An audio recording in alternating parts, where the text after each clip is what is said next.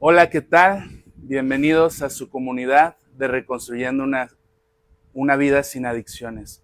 Me presento para aquellos que no me conocen. Mi nombre es Elvis Yamil Covarrubias Chávez y me da un gusto poder estar en esta querida y amada comunidad que denominé ya hace 4 años y medio como Reconstruyendo una vida sin adicciones.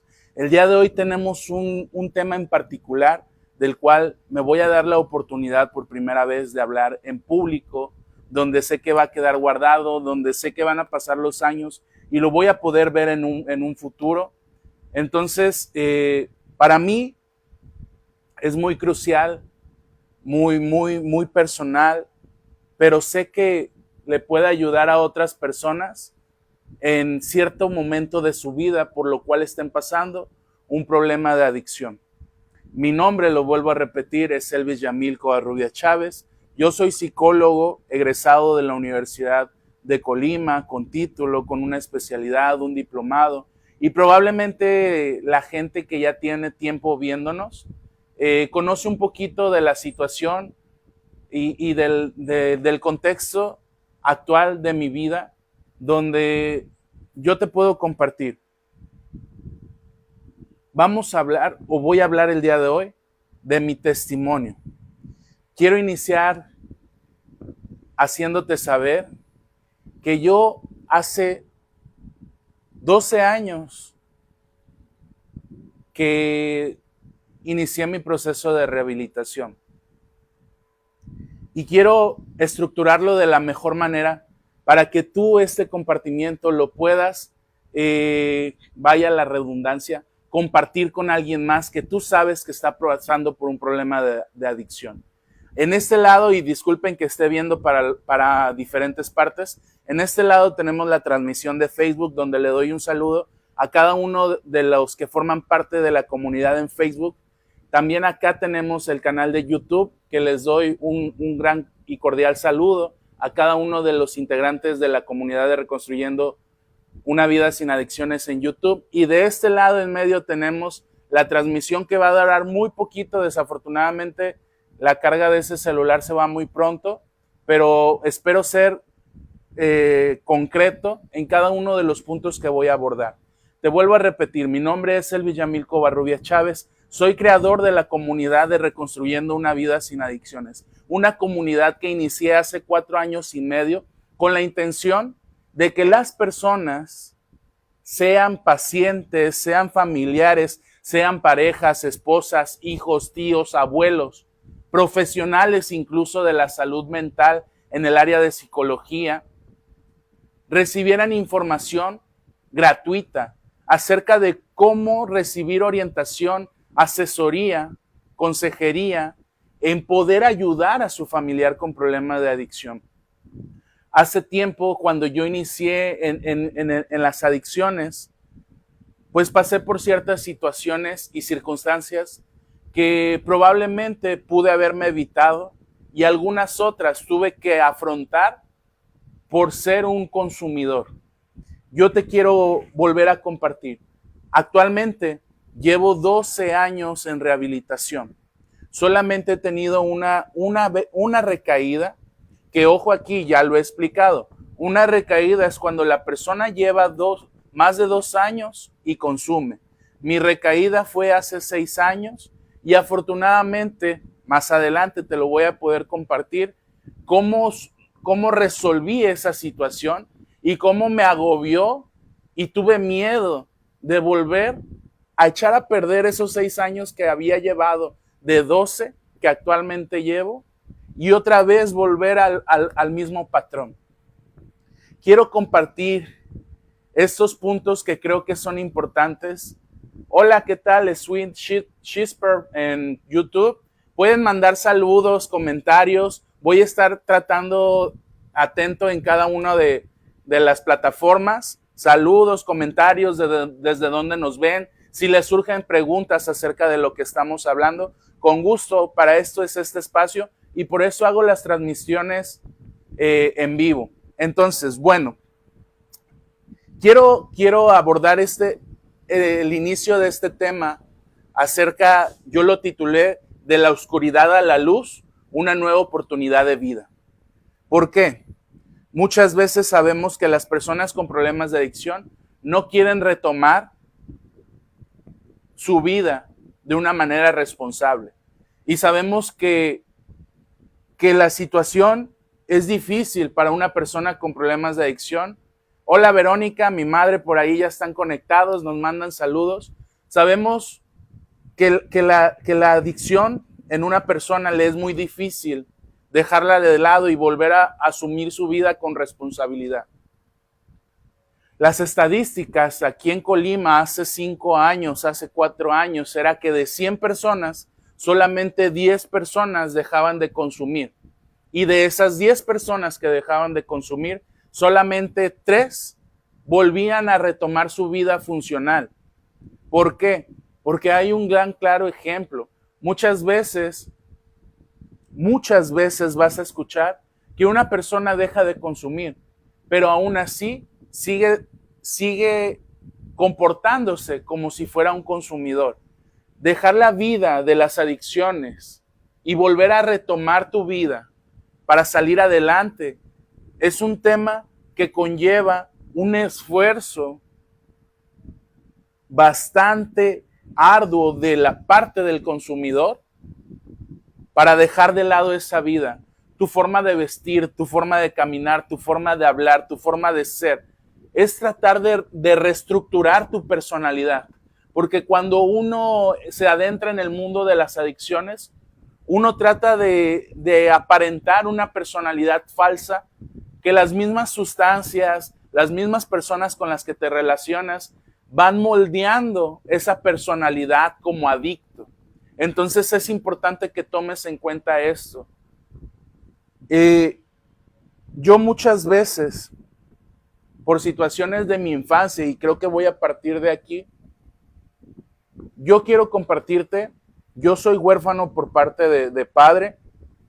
Yo nunca tuve la experiencia de poder tener a un padre de mi lado, de saber lo que es la autoridad paterna, de saber lo que es la función y la figura paterna en la vida de alguien como hijo. Y eso probablemente fue uno de los factores, y la psicología lo dice, yo como psicólogo te lo puedo decir. La psicología dice que es una situación multifactorial. ¿Qué quiere decir esto? Que van a haber muchos factores que influyan en la decisión de que una persona elija en su vida ser adicto. Y a pesar de que no tuve una figura paterna, yo en algún momento en mi adolescencia traté de responsabilizar a la ausencia de mi padre para tratar de justificar mi consumo. Yo muchas veces traté de culpar a mi padre y los psicólogos, mi madre, me preguntaban, ¿por qué consumes? Es que mi papá nunca estuvo conmigo, mi papá me abandonó, mi papá no me quiere. Y yo trataba de justificar de alguna u otra manera que la ausencia de mi figura paterna era la responsable de mi consumo en un primer momento. En un primer momento yo traté de responsabilizar a la ausencia de la figura paterna para yo seguir consumiendo y decir, es que por mi culpa no, mi padre no está con mi madre, o es que mi madre tuvo la culpa y mi padre no está con ella y yo soy el culpable y yo me autoflagelo, me autolesiono, yo me victimizo y trato de justificarlo de 1000 maneras para seguir consumiendo. Y durante un tiempo así fue.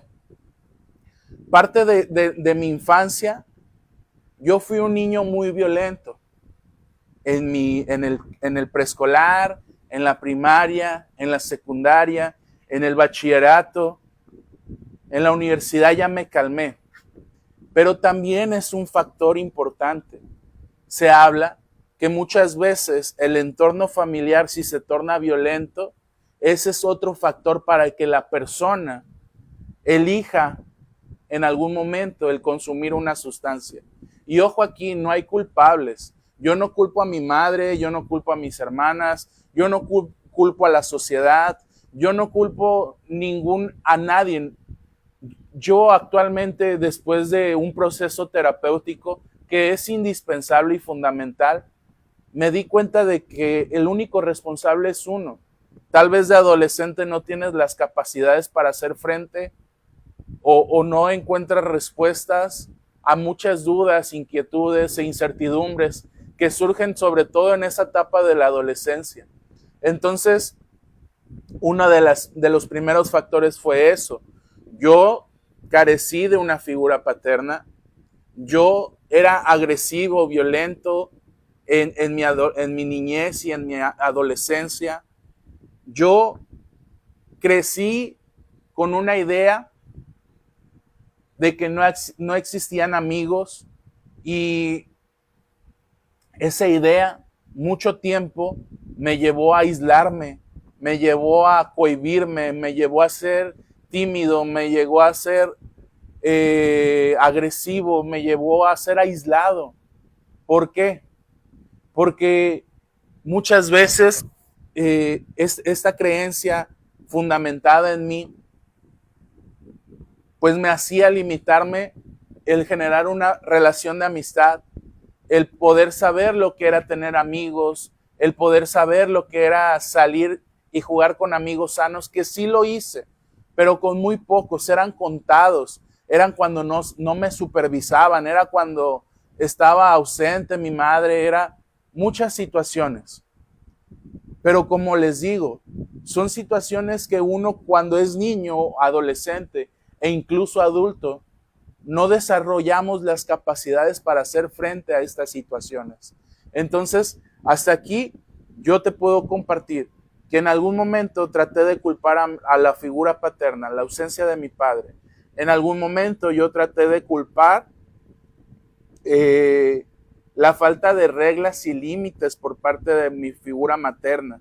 En algún momento yo traté de culpar esa creencia de que no existen los amigos, y yo traté de justificar que era un niño agresivo y violento en las adicciones. ¿Qué te puedo decir acerca de mi niñez?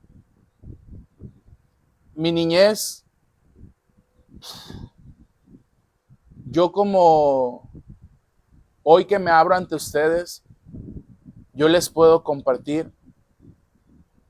Yo sufrí mucho de lo que hoy se cuida demasiado en las primarias. Hace tiempo tuve la experiencia de formar parte de un colegio en Mexicali.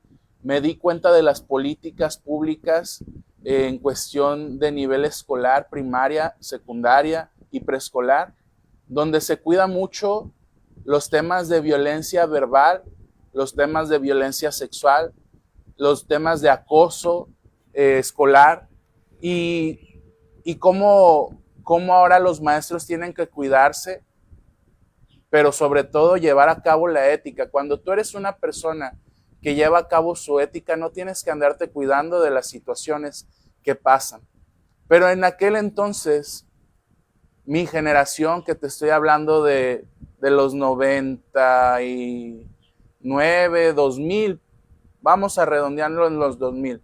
Mi generación de los 2000 no tuvimos ese privilegio, ni tampoco se había tomado tanta importancia en esta parte de la educación infantil. Y yo viví desde pequeño lo que viene siendo bullying, acoso escolar. A mí me hacían mucho bullying por mi color de piel. A mí me hacían mucho bullying porque estaba gordito. Y esas situaciones, cuando no tienes una figura, no tienes unas figuras parentales, paternas, que traten de preocuparse y ocuparse sobre todo de estas situaciones, muchas veces como niño, pues tú tratas de afrontarla con tus capacidades. Y si tú ves en tu entorno que las situaciones se resuelven con gritos, con insultos, con golpes, con amenazas, pues tú como niño vas a tratar de resolverlos de esa manera. Y es así como yo lo resolvía. Yo después de que fui bulleado, yo bulleé a otras personas. Entonces, muchas veces esta situación me llevó a meterme en muchos conflictos porque yo no toleraba que me dijeran pues comentarios despectivos en relación a mi persona, a mi ser, y que yo los trataba de resolver con golpes. Me dices algo, te voy a golpear. Me dijiste esto, te voy a golpear. Y esa era la forma en que yo trataba de entender esa situación. Es lo que me llevó a ser violento durante mi infancia y mi adolescencia. Y también, fíjate la importancia de la figura del psicólogo en un niño que está pasando por estas situaciones. Sabemos que hoy esas cosas, como se los dije hace un momento, se cuidan más, pero antes no. Y la importancia del psicólogo es tratar de evaluar la situación del niño, de mostrarle estrategias, técnicas que puedan ayudarle a evitar ese conflicto interno de angustia, de preocupación, de ansiedad que tú como niño puedes haber vivido o como niño estás viviendo en esta situación. Entonces, desafortunadamente, como lo comenté hace un momento, no había tanto ese cuidado de los padres por tener esa importancia acerca de lo que sus hijos pueden estar pasando en el colegio, en la escuela.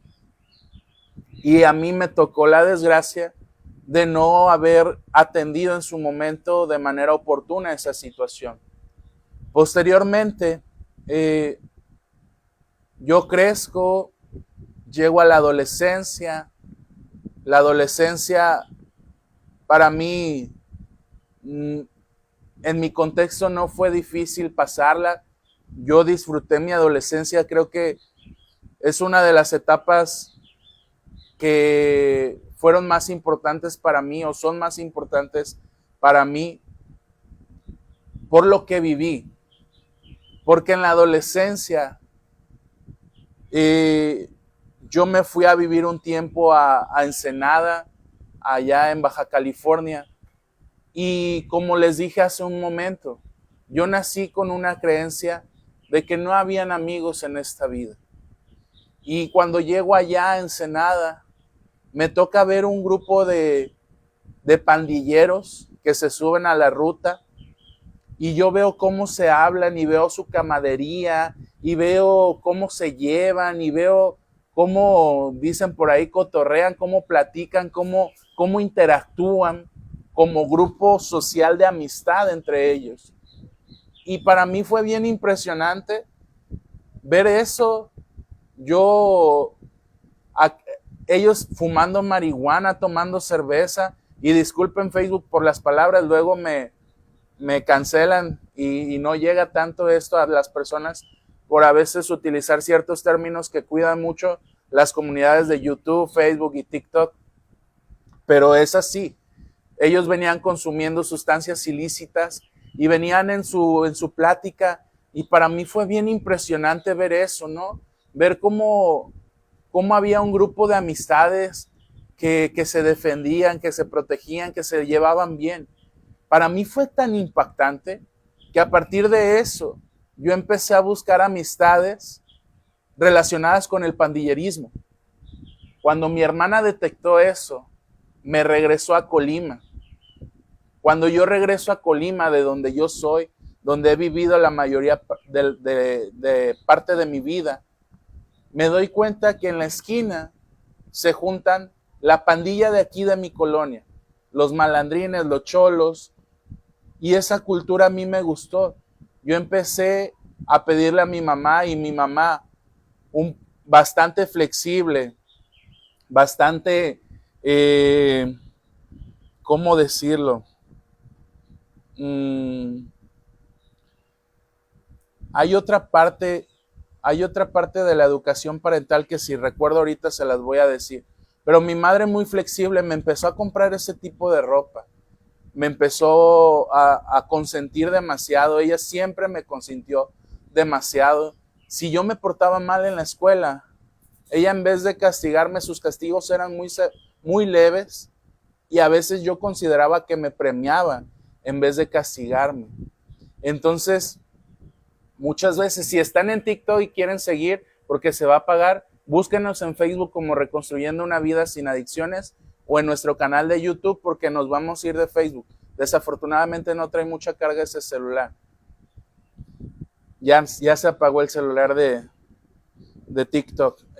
Pero bueno, entonces yo llego a Colima, entro en el proceso de admisión para secundaria. Yo estudié allá la secundaria, el primero de secundaria, segundo de secundaria, y llego aquí a Colima y veo también en mi secundaria que todos son como cholos, como pandilleros, que llevan ese tipo de estilo de vida, y veo que su reputación, su fama, su reconocimiento, sobre todo reconocimiento por los demás, pero que muchas veces es miedo y confundido con respeto.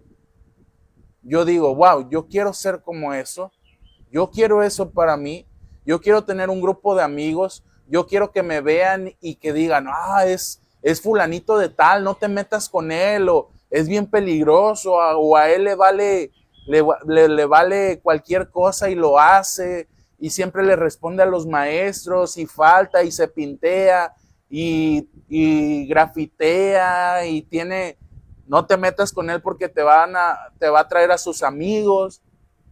Y todas esas ideas empezaron a generar en mí una inquietud de acercarme con la pandilla de mi barrio. Yo me acerco con ellos y ellos me conocían de mi infancia. Yo en mi infancia, entre los 7, 8 años, era muy tímido. No salía de la colonia. Cuando salía era muy raro. Por eso ellos no me ubicaban tanto. Incluso pensaban que no vivía aquí en un principio. Muy pocos me conocían. Y ellos trataron de rechazarme, algunos como siempre. Otros me aceptaron. Y empecé a juntarme con la pandilla. Y cuando tú eres parte de una pandilla, pues a fuerzas te ves obligado a maximizar tu agresividad y tu violencia. A fuerzas crees que es indispensable ser el más rudo, ser el más macho, ser el más el que prende punta, el que va sobre todo, el que se lanza, el que es valiente, entre comillas, y pues tienes que demostrarlo ante los demás. Yo fui parte de la pandilla, durante 5 años, desde los 13 años hasta los 18. Y en esos 5 años pasaron miles de cosas, muchísimas cosas. Dentro de ellas, pues yo comencé a los 6 meses desde el inicio vi que consumían marihuana, que consumían sustancias ilícitas. Y al ver yo eso, y que las muchachas que se juntaban con nosotros, y los demás eran como, wow, consumes, no manches, qué padre, yo también, para que a mí también digan, wow. Y así lo veía yo. Ahí está mi hermanito Helmans, Carlos, de aquí de mi colonia, él no me va a dejar mentir, él siempre le tengo un aprecio muy grande a mi hermanito Carlos. Yo le digo hermano porque pues él estuvo en 3 años de ser parte de mi barrio, de nuestro barrio, de la Beunfield, y no me va a dejar mentir él. Ahí lo pueden encontrar como Hellboy Villalobos. No sé si esté mal, pero él todavía tiene ese estilo de vida, pero eso no me impide de vez en cuando que nos topamos saludarnos, ponernos al corriente, cómo estás, cómo te va, cómo te ha ido, y me da mucho gusto cada vez que lo veo. Entonces, pues bueno, yo inicié a los 13 años me acerqué, me aceptaron algunos, como les decía, y empecé a consumir marihuana a los 6 meses. Durante, yo creo que 3 meses o 4 meses pude ocultarlo, entre comillas, de mi madre. El que mi madre no se diera cuenta, o era que lo negaba, o era que le era difícil aceptarlo, o era que totalmente no se daba cuenta de que yo empezaba a consumir marihuana. Y ánimo, Carlos, me da gusto. Dice, ánimo Elvis, saludos, tienes toda la razón, carnalito, y aquí andamos. Y pues bueno, a los 6 meses, yo creo, o 4, a mí me detienen una cuadra abajo de la casa de mi madre, en un andador aquí donde vivimos Carlos y yo. Son andadores que se nos facilitaba el correr de los policías, el que no nos alcanzaran, el escondernos y brincar bardas o escondernos entre las casas, qué sé yo. Me detiene la policía junto con otros, creo que 3 o 4 amigos de aquí de la colonia. Y para eso, uno de los que había corrido viene, le toca la puerta a mi mamá y le avisa, señora, se están llevando al bebo. A mí me dicen, bueno, me decían cómo se llama la colonia. Y para mí era un gran orgullo, porque ¿de dónde surgió este apodo? De que yo era el único en la secundaria que era de la Bebonfil y me empezaron a decir el bebo. Y cuando yo oía en otros barrios que les decían como el nombre del barrio, era como, wow, tiene el apodo más fregón o es el más fregón porque le dicen como en su barrio. Más sin embargo, yo nunca fui tan violento ni agresivo con mis amigos del barrio, con mis brothers, ni fui tan agresivo con otros de otras colonias, ¿saben? Y siempre tuve ese problema con los de mi barrio, con mi pandilla, porque pues ellos querían que, el bebo es el más agresivo, el que se avienta, el que siempre llega y prende, el que no se la piensa, y yo nunca fui así.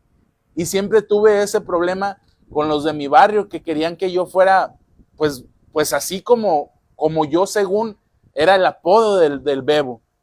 Entonces, llegan, le tocan la puerta, señora, se están llevando al bebo, a su hijo, vaya, córrale. Yo me imagino que le dijo eso. Llega mi madre y yo tenía todavía 13 años, no llevaba mucho consumiendo, les digo, solamente marihuana. Llega mi madre, el policía ya me tenía esposado, yo estaba llorando porque era la primera vez que me había detenido la policía. Y yo pensé que ya me iban a llevar a la cárcel o qué sé yo.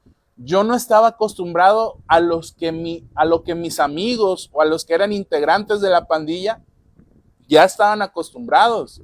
De que te detenían, te llevaban a los separos, te dejaban 24 horas o si te portabas bien y los policías querían, te dejaban salir en la noche o cosas así, o al día siguiente, o les lavabas las camionetas y ya te dejaban salir. Cosas que vas aprendiendo, ¿no?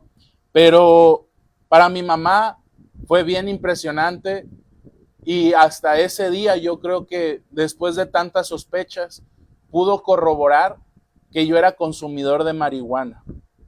Mi mamá bien triste, desilusionada, decepcionada, no sé, solamente ella podría describir esos momentos que pasé en aquel entonces. Y yo recuerdo que yo todavía le negué y le dije, no, madre, no, mamá, yo no consumí, están mintiendo, me están llevando a la fuerza, y yo llorando, bien asustado, pero estaba llorando por susto, porque no, yo pensé, dije, me van a llevar a la cárcel y qué va a pasar y no sé, yo estaba bien asustado y llorando. Ya cuando íbamos en las patrullas, mis amigos me decían, ya deja de llorar, nomás nos van a llevar, es un ratito y al rato te sacan, o vienen y pagan y te sacan. Pero yo no creía, yo seguía, pues era la primera vez que me metían a los separos. Los separos es el lugar donde te detienen por delitos mínimos, en este caso por daños a la salud, y consumo en vía pública de sustancias ilícitas. Entonces, a partir de eso, mi mamá a los pocos meses decide internarme por primera vez. Y cuando yo les hablo de temas en la comunidad de Reconstruyendo una Vida Sin Adicciones, siempre les trato de hablar desde una postura como psicólogo, pero también mezclo mi experiencia como un consumidor que vivió esas situaciones que probablemente tu hijo, tu hija, tu marido, tu abuelo, tu padre, alguien cercano a tu vida está pasando. Y la primera vez que me internó, que fue como a los 3 meses después de que se dio cuenta que consumí y que no quería hacerlo porque según yo estaba estudiando, pero la realidad es que yo no iba a estudiar, yo iba a cotorrear, yo iba a platicar, a ser amigos, a ver a dónde nos íbamos, a seguir siendo disque famoso entre los que estaban ahí, porque era pues de otra colonia. Y después de eso, a los 3 meses, llegan en un taxi 3 o 4 personas y mi mamá llorando porque ya me había amenazado varias veces. Es ahí cuando yo les digo, no amenacen, cumplan. Porque cuando amenazan, el adicto lo toma como un reto. Ah, ¿sí lo vas a hacer? Pues yo me voy a acabar más pronto o voy a hacerte sufrir más. Es así como lo toma uno cuando anda en ese mundo. Y yo ya estaba tratando de pasar a otra sustancia. Yo en ese tiempo solamente consumía marihuana y no conocía ninguna otra sustancia. Solamente marihuana. Cuando llegan estos 4 tipos, me dice mi mamá, te lo dije y te lo voy a cumplir. Te voy a internar. No forcejees, no nada, te van a llevar, no sé a dónde te llevan. Tú tranquilo, no quiero que te golpeen, no quiero que te hagan nada, tú déjate llevar. Yo le había dicho que cuando ella tomara esa decisión, yo no iba a hacer nada, que iba a aceptar, porque yo sabía, muy dentro de mí, yo sabía que estaba haciendo algo mal, algo que me iba a llevar a mayores consecuencias. Y decidí irme con ellos sin forcejear ni nada. Me internó en un CREA, en el cual yo he ido ya como psicólogo a impartir temas, a regalar tiempo de mi vida como voluntario, porque estoy agradecido con ese lugar. Pero no fue el lugar más grato. Cuando yo llegué, y en aquel entonces, no había clínicas, albergues, granjas, como tú las conozcas, para solamente adolescentes consumidores. Y para mí fue bien impactante llegar a un lugar donde había personas con enfermedades mentales, personas con un consumo bastante avanzado y en un lugar horripilante, desagradable, con un olor nefasto y conviviendo con personas que yo me iba a convertir en un futuro como ellas. Para mí fue bien desagradable, fue bien traumático en pocas palabras, porque yo era el único que tenía 13 años. Todo eso pasó en el primer año de mi consumo. Mi mamá se dio cuenta que consumía, mi mamá me interna, termino ese proceso, pero ya después les platico de lo que pasó después. Yo entro y para mí yo nunca me había desnudado enfrente de nadie. Y el proceso de esos lugares es llegar, te desnudas, haces sentadillas y cuando tú te desnudas y vienes de la calle, pues piensas que te van a agredir sexualmente. Entonces yo estaba con ese miedo, me bajo, me quito mi camisa, me bajo mi short, me bajo mis boxers y hago las sentadillas. Y a lo lejos escuchas a las personas que ya tienen mayor consumo y deterioro mental, saquen la vaselina, ya llegó uno nuevo, sangre nueva. Y yo tenía 13 años. Para mí fue bien difícil. Sí es traumático vivir esa situación, porque como adolescente tú dices, estoy entre puros adultos, ¿qué voy a hacer? Aunque me haga el macho, aunque me haga el fuerte, pues si llegan 2, 3 y me someten, ¿qué voy a hacer? Por eso tienes que hacerte el rudo, el fuerte. Y recuerdo que yo entré en huelga de hambre. Yo no quería estar en ese lugar, porque a la semana que estoy en ese lugar, agreden sexualmente a alguien que tenía un trastorno mental, que tenía psicosis.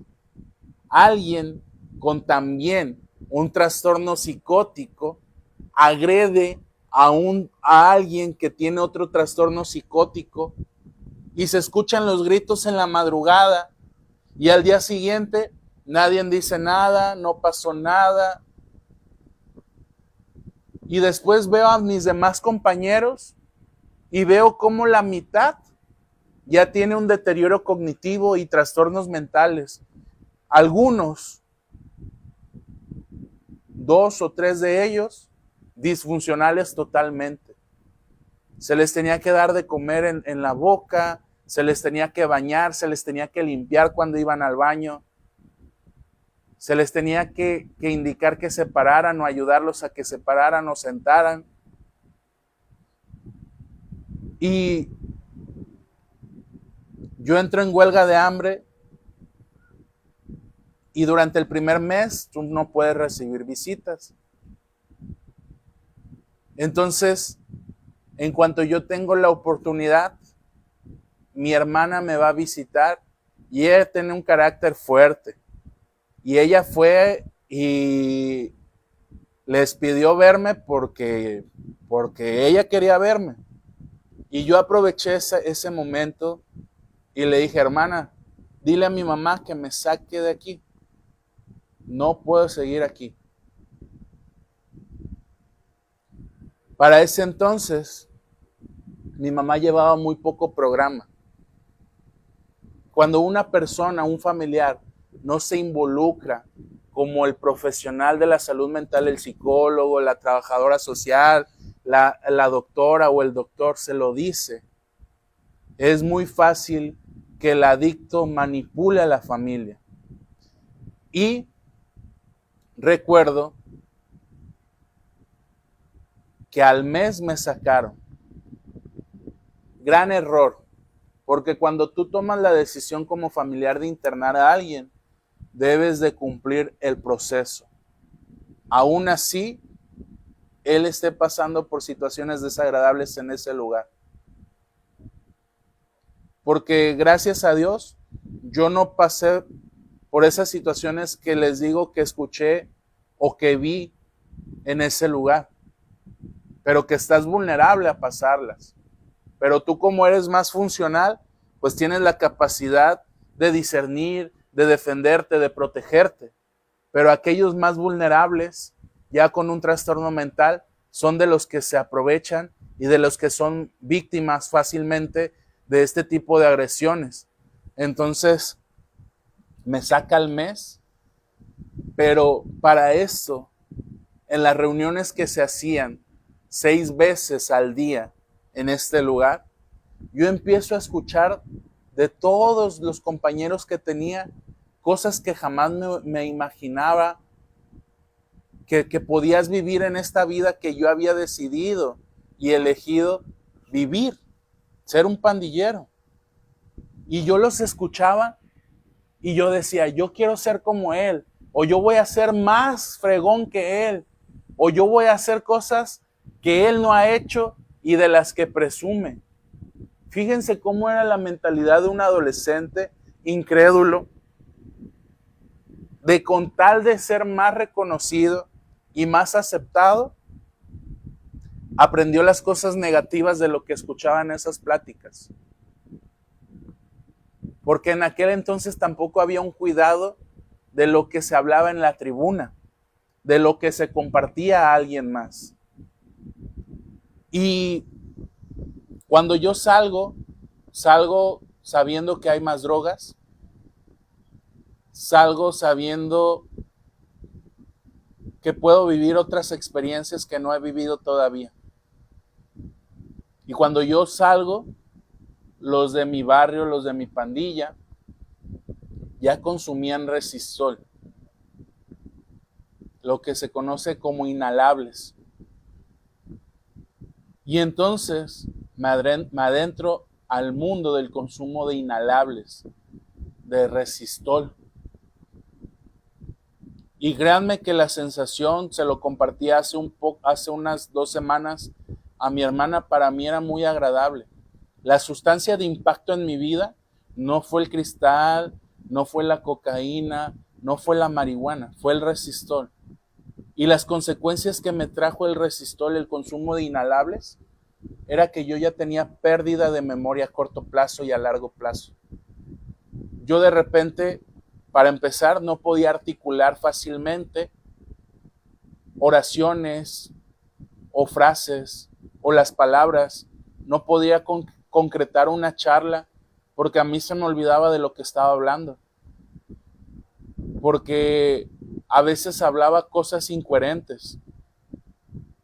Y le doy gracias a Dios que después me dio la capacidad de volver a retomar esta facilidad de habla. Porque hay quienes no tienen esa capacidad y no vuelven a poder gesticular, no pueden volver a hablar fluidamente. Y gracias a Dios a mí sí me lo permitió. Pero fue otros 2 años, no, mentiras, como 1 año y medio o 1 año, que después de que salí de mi primer internamiento, yo inicié con el consumo de inhalables. Para esto, pasé por para mí era muy divertido el ser parte de mi pandilla, porque nos íbamos al río, nos íbamos a la playa, no me hacía falta dinero, no tenía preocupaciones como ya como adulto asumes. Yo no sé cómo hay personas que a pesar de ser adultos pueden seguir tratando de querer vivir esa vida. Cuando eres adolescente todavía no tienes cargas que como adulto tienes, pero ya como adulto, tratar de seguir llevando una vida como adolescente, muchas veces no entiendo por cómo pueden seguir viviendo esa vida despreocupados, sin saber qué van a comer el día de mañana, sin saber dónde van a amanecer el día de mañana, si mañana van a amanecer con vida. Y a pesar de eso, pues mi mamá se empezó a dar cuenta de todo esto y me vuelve a internar en el mismo lugar. Pero esta segunda vez fue con ayuda de la policía. Yo esta vez sí me puse un poquito más agresivo, cosas que no he platicado. La ausencia de mi madre en el hogar a mí me permitía que este lugar, que es de ella, su casa, fuera una casa, un picadero, una casa babilonia, un lugar donde se juntaban la pandilla a drogarse. Yo hice de la casa de mi madre eso, porque ella estaba ausente. Y ella, pues le decían los vecinos, o a veces no se querían meter en problemas los vecinos y no le decían, pero se dio cuenta de eso ya cuando aquí me hallaba con mis amigos. Y esa segunda vez que me internó, estábamos todos acá, como 20, estábamos aquí en su casa, y todos brincaron, excepto yo, porque dije, estoy en mi casa, no se van a meter, no me van a llevar. Mi mamá toda triste en la patrulla, yo la alcancé a ver,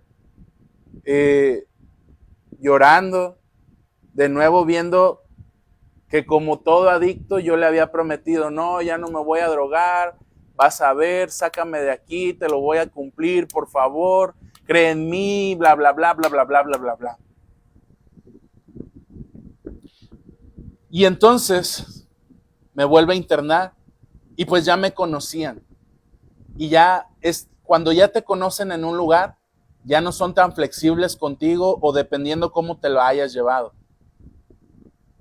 Pero en esta segunda ocasión yo hice huelga de hambre. Yo durante el mes y medio que estuve no comí nada. Me dio gastritis, me dio úlcera, me inyectaban vitaminas con tal de tenerme bien o activo. Y en mi huelga de hambre yo pedí hablar con un familiar que fue mi hermana. La primera vez me sacó mi madre, ya me acordé, y la segunda mi hermana. Y a ella le dije todas estas situaciones que ella desconocía, pero le hice una promesa. Le dije, dile a mi mamá que si me saca de aquí y busca un mejor lugar, yo me voy voluntariamente a ese lugar. Pero por favor, que me saque de aquí. Yo no quería estar en ese lugar porque, para empezar, no había atención médica, no había atención psicológica. Y el único programa que ellos tenían era junta tras junta tras junta, donde a veces tú vas a escuchar a los AA juntas y juntas y juntas y nomás no juntas nada. ¿Por qué? Porque ese programa desafortunadamente no sirve, porque ese tipo de lugares no contribuyen en nada más que excepto al proceso de desintoxicación. Es para lo único que sirven esos lugares, para que la persona se desintoxique y nada más, engorde y salga otra vez a consumir. Pero no hay grupos terapéuticos, no hay psicólogo, no hay atención familiar, no hay nada, no hay nada. Y yo le dije a mi mamá, le dije a mi hermana que le dijera a mi mamá, que buscara un mejor lugar y yo me iba voluntariamente. Y así fue. Mi madre al mes y medio va, me saca y yo le digo, no tenga miedo, yo voy a cumplir con lo que le dije. Vámonos al otro lugar que usted buscó. Y me llevaron a la mejor clínica que hay aquí en Colima, que se llama Clínica de Tratamiento de Alcoholismo y Adicciones a Sustancias Psicoactivas. Está en Tecomán, es una clínica profesional. Médico, psicólogo, psiquiatra, enfermero, trabajadora social, todos capacitados en el tema de las adicciones. Nutriólogo, deportes, actividades, todo, las instalaciones excelentes, todo muy bien. Todo muy bien. Y yo ahí terminé mi proceso. Pero algo que me pasó, que yo recuerdo muy bien, que es que a mí me habían dicho que iban a ser 3 meses. Cuando yo llego a los 3 meses, empieza en mí una ansiedad de querer salir. Yo me acerco con mi psicólogo y le digo, ¿sabes qué? Ustedes me dijeron que yo iba a estar aquí 3 meses. Yo me siento ya capaz de salir. Pero cuando ellos empezaron a dudar, yo empecé a dudar de mí. Me dijeron, nosotros todavía no te vemos preparado para que puedas hacerle frente a la vida. Yo en aquel entonces tenía ya 16 años. Ya habían pasado 2 años de consumo de drogas. 3 años de consumo de marihuana y de inhalables. Y yo me molesté. Les dije, he estado aquí voluntariamente, he participado en todas las actividades, he contribuido en las actividades, he hecho todo lo que me piden. Llegan mis 3 meses y no quieren dejarme salir. Yo me voy a ir porque ustedes me dijeron que 3 meses. Y me enojé, me molesté. En ese lugar había muchas personas con consumo de heroína, algo que yo nunca probé por las venas. Lo probé por la nariz, pero por las venas no. Y el ver a una persona desintoxicándose con consumo de heroína es lo más fuerte que llegué a ver de lo que puede hacer la droga físicamente en una persona, de la necesidad y de casi la obligación de volver a consumir. En aquel entonces las bardas estaban muy bajitas y ellos mismos, los psicólogos, los psiquiatras, los médicos, los enfermeros, nos decían, miren, cuando ustedes quieran irse, pueden irse por la puerta de enfrente, porque ese lugar era voluntario. No necesitan brincarse las bardas. Por eso mismo las bardas están pequeñitas, porque el día que tú te quieras ir, te puedes ir por la puerta de enfrente. No hay necesidad de que huyas, no hay necesidad de que te brinques. Solamente haznoslo saber a nosotros le vamos a hablar a tu familiar y tu familiar va a venir a recogerte. Era totalmente voluntario. Pero para mí fue mucha molestia el saber que ellos no me veían capaz de volver a intentar cuando yo fui voluntario, cuando yo estuve ahí, cuando yo supe que me podía ir cuando yo quisiera, cuando yo participaba en las actividades, cuando yo ponía de mi parte. Ahí conocí el libro de Robert Fisher de la armadura oxidada. Y créanme que fue de gran ayuda en aquel entonces para mí.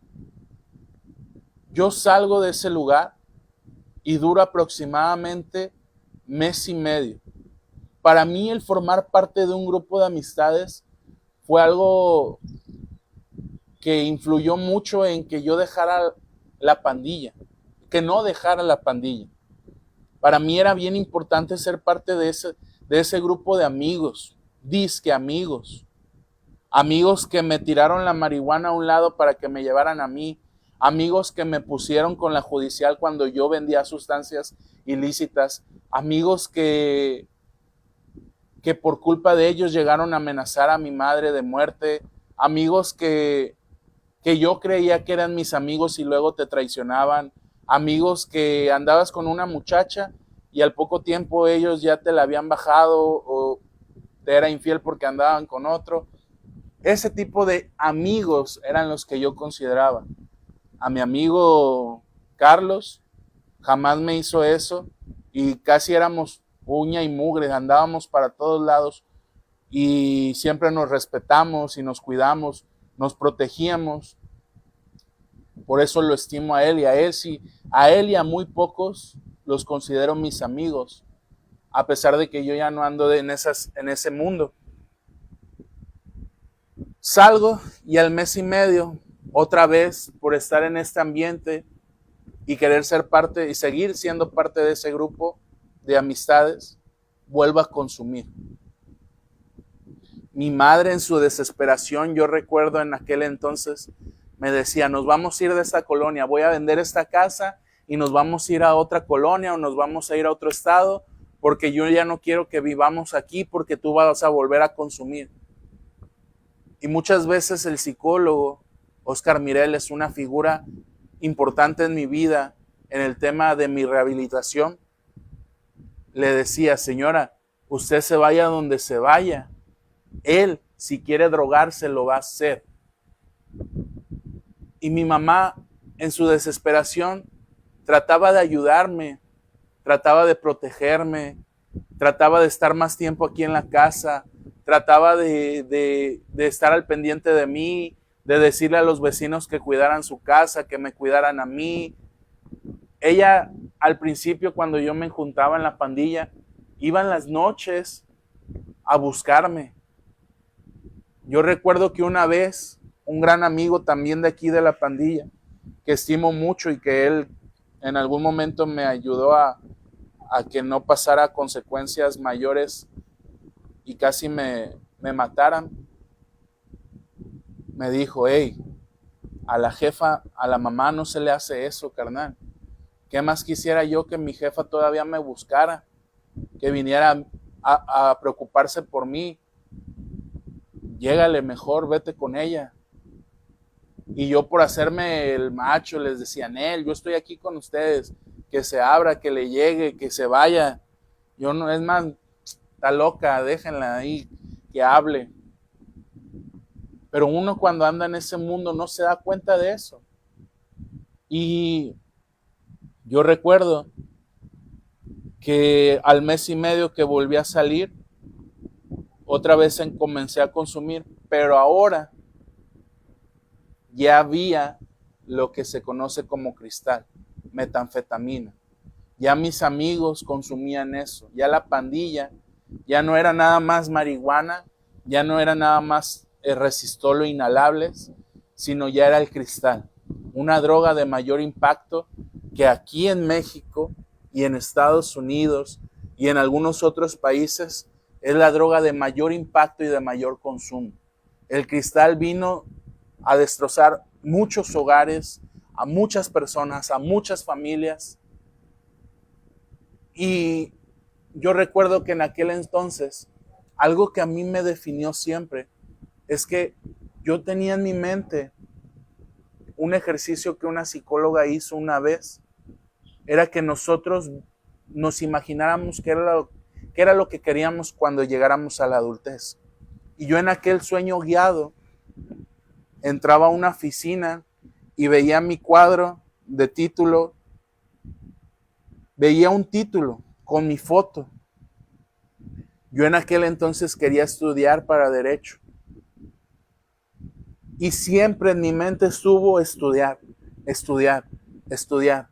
Tal vez en algún momento descuidé esa parte de mi vida o no le tomé tanta importancia, pero siempre tuve la inquietud y la iniciativa de no dejar de estudiar. Es algo que tal vez me ayudó muchísimo a que después iniciara mi proceso de rehabilitación. Y cuando yo vuelvo a consumir marihuana y resistol, mis amigos ya habían dejado la pandilla, el resistol, y empezamos con el mundo del cristal, pero yo estaba estudiando todavía, y como era muy, muy pequeño a comparación de ellos que me llevaban 4, 5, 6, 7, 8, 9, 10, hasta 15 años de diferencia, ellos me decían, hasta que termines la secundaria, vas a consumir esta madre, mientras no te vamos a permitir que consumas esto. Ellos trataban de cuidarme, de cierta manera, ellos trataban de protegerme. Y yo les decía, Nel, yo quiero consumirla, yo la quiero probar. No. Y el día, me dijo uno que estimo muchísimo, me dijo, y el día que te vea un foco en el hocico, voy a llegar y te lo voy a reventar de un cachetadón. No me importa que te corte, no me importa que te quemes, te lo voy a reventar. Y yo le tenía mucho respeto a él. Y no fue hasta que terminé la secundaria que me empezaron a dejar consumir cristal. Y en el mundo del cristal, toda mi pandilla se echó a perder. Empezaron los celos, los resentimientos, el rencor, la envidia. Empezamos a robar, empezamos a delinquir, empezamos a asaltar, empezamos a tratar de buscar maneras de generar dinero para seguir comprando droga. Ahí la pandilla se entró en un gran dilema. Hola Vika García, saludos. ¿Por qué? Porque lo único que pensábamos era salir en las noches, ir a asaltar a alguien, ir a robar a un negocio, ir y pensar cómo robar otro negocio, ir a robar estéreos. Ellos llegaron a lastimar taxistas, hicieron muchas cosas, de las cuales yo algunas no fui partícipe. Y el cristal nos llevó a la perdición. ¿Por qué? Porque nada más pensábamos en eso. Estábamos 2, 3 días en la madrugada, ahí solos en la noche. Y nuestra vida era eso. Estar en el barrio, en una esquina, dizque platicando, cuidando el barrio de la noche. Esa era nuestra vida. Estar ahí todos drogándonos, pasándonos el foco. Yo no sé qué hoy lo puedo decir, no sé qué sentido tenía en mí en aquel entonces, pero yo por estar con mis amistades, yo por ser parte de un grupo, yo quería estar con ellos, yo quería seguir estando con ellos. Y a partir de eso, mi madre me empieza a ver flaco, Mi madre me empieza a ver que no llego a dormir 2, 3 días. Mi madre llegó el punto en que ella tenía miedo de dormirse en las noches, porque yo dormía con una navaja abajo de mi almohada. Y por miedo mi madre de ver mis conductas, de ver cómo cómo me comportaba, cómo me había transformado, tenía miedo de dormirse en las noches y pensar que yo la fuera a navajear, a filerear. Tenía miedo. Llegó días que ella en su desesperación me dejó encerrado en la casa. ¿Yo qué hacía? Me brincaba. Una vez rompí la chapa donde se le pone el seguro, el candado. Lo rompí con una cegueta para salirme. Me salía por las ventanas, me puso barrotes, me salía por el patio aquí donde estoy grabando, me brincaba las bardas, y si no les pedía que llegara alguien y me fuera a comprar o me trajera droga, o ellos se brincaban y aún así seguíamos estando aquí en la casa. Y fueron muchas situaciones desagradables que en su desesperación ella, por tal de protegerme, pues me dejaba encerrado. Y hubo noches que yo llegaba y, mamá, déjame pasar. No, te dije que si tú volvías a hacer esto, te iba a dejar en la calle, no te voy a dejar pasar. Y mi mamá, como se lo dijo mucho tiempo mi psicólogo, tiene un corazón de pollo ante mí. Y muchas veces yo me hacía la víctima y me dormía ahí afuera de la casa en la banqueta. Y ya como a las 2, 3 horas me dejaba entrar. Ándale, pásate. Y había veces que no, que me iba a dormir a la capilla o me dormía en la calle, aquí mismo en la colonia. Me dormía en el carro de un amigo que estaba abierto.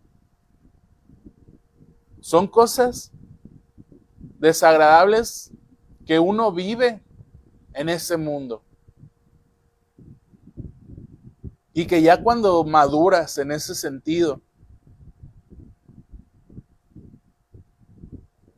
llega un punto en que te reprochas.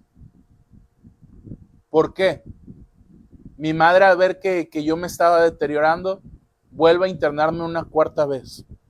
Para esto yo ya tenía 17 años. Ya habían pasado 4 años de adicción, 4 de consumo de marihuana, 3 de consumo de inhalables y 1,5 de consumo de cristal. Yo vuelvo a ser internado en otra clínica, la 3ª mejor aquí en Colima, donde mi madre gastó muchísimo en mis internamientos, pero con tal de quererme ver bien, hacía lo imposible, sacaba dinero de alguna otra manera, qué sé yo. Me vuelve a internar, pasa mi proceso, lo termino. Hay algo nuevo que conocí en ese entonces que se llama Medio Camino. Es otro mes donde tú estás voluntario en una casa, puedes ir a estudiar, puedes ir a trabajar y regresas a esa casa, vas a tus grupos de AA. Ahí aprendí lo que es un grupo de AA. Ahí aprendí lo que es la dinámica de los 12 pasos. Ahí aprendí la importancia de hablar de cada uno de los pasos que habla AA. Y ahí aprendí algo que me dejó bien impactado en mi vida, que hay algo que se llama encuentro espiritual. Ese encuentro espiritual lo vive 2 días el interno y 1 día la familia.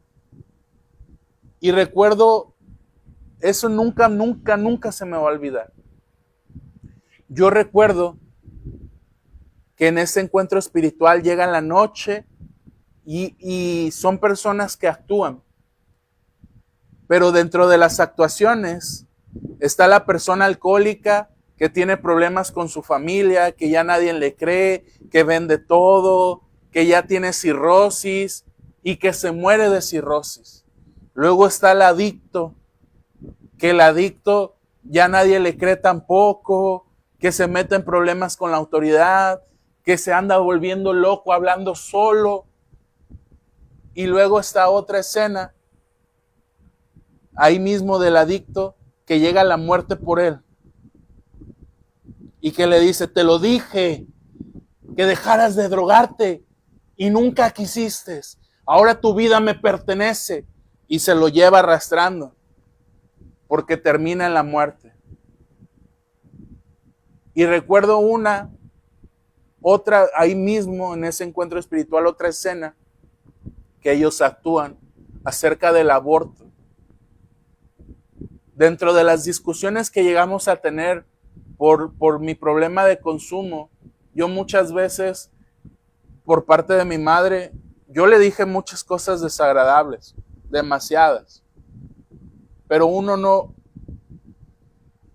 no piensa en las consecuencias, porque sí sabe las consecuencias de esas palabras, mas no piensa en las consecuencias de lo que generas en la otra persona. Y de igual manera, yo recuerdo que siempre que discutíamos, porque no había día que no discutiéramos. ¿Por qué? Porque me decía, otra vez vas con tus amigos, ya deja esa chingadera, ya deja de drogarte, ya entiende, ya no sé qué hacer, te voy a encerrar aquí, ya no sé qué hacer, dime. A veces llegó a decirme, prefiero que te mueras, o hubiera preferido que te abortara. Y entre cosas desagradables que yo le dije y que ella me dijo, esa escena me quedó bien marcada porque era un feto. Y está la canción esta de Madre, déjame vivir, la vida no me quites, déjame vivir. Y ahí yo aprendí el valor de la vida. Ahí quedó para mí bien marcado que hoy que tú tienes vida, que yo tengo vida, que nosotros tenemos vida, es una oportunidad que Dios nos da de salir adelante. Ahí quedó bien impactado en mí, bien grabado en mí eso. Eso que yo vi ahí, para mí fue bien impactante decir, Dios me permitió tener vida para arruinarla, para terminar así como otras personas, o para ya pararle y disfrutar de esta vida a como Dios quiere. Tal vez son más momentos difíciles que alegres, pero tenemos vida. Y yo recuerdo que cuando salí de ese internamiento, pues mi madre me vio bien, pero ahí sí les dieron programa. Mi madre ya se involucraba más en lo que viene siendo los grupos de Al-Anon. Por eso mi insistencia con la comunidad de que si tú eres familiar de alguien con problemas de adicción, te acerques a un grupo de AA. Porque mi madre aprendió a no ser manipulable por mí. Mi madre aprendió a ponerme límites. Mi madre aprendió a poner barreras. Mi madre aprendió a mantenerse firme. Mi madre aprendió, y mi familia, mi hermana, aprendieron muchas cosas. Que sí, uno al principio yo les decía, es que son muy estrictos conmigo, es que no sean así, es que sean más flexibles, es que no me hablen de esa manera, es que ya no creen en mí, es que créanme por favor, es que pareciera que nomás me están cuidando. Y al principio así es. Cuando un experto no te lo explica de una manera adecuada, obviamente la familia siempre está preocupada a la espera de que tú te equivoques o de tratar de evitar que tú te equivoques o de si ya se dieron cuenta que te equivoques, saber qué van a hacer ahora que se dieron cuenta que estás volviendo a consumir. Y recuerdo que en aquel entonces yo salí y duré 2 meses. Desafortunadamente, yo quería seguir siendo parte de la pandilla. ¿Por qué? Porque en esos lugares te encuentras amistades de otros barrios, te encuentras incluso de tu propio barrio y sales y te hiciste amigo de alguien del Mirador, de Los Ángeles, del Moralete, de La España, de Fátima, que son barrios de aquí de Colima, y dices, yo voy a cotorrear contigo cuando salgamos y te apunta mi número y te voy a buscar en Facebook. Y así lo ve desafortunadamente uno en esos lugares. Hay lugares donde no se permite la amistad y qué bueno, porque no vas a ser amigos. Es un proceso que estás viviendo. Pero salí y en aquel entonces, antes de que a mí, cuando yo estaba en el proceso, la situación de la inseguridad aquí en Colima empezó a emerger, empezó a surgir y yo salgo y me doy cuenta que en mi barrio, en mi pandilla, todos ya estaban inmiscuidos en el crimen organizado. Ya eran punteros, algunos eran ya vendedores, otros eran mulas, otros ya tenían puntos de venta. Permítanme, dejen prender la luz.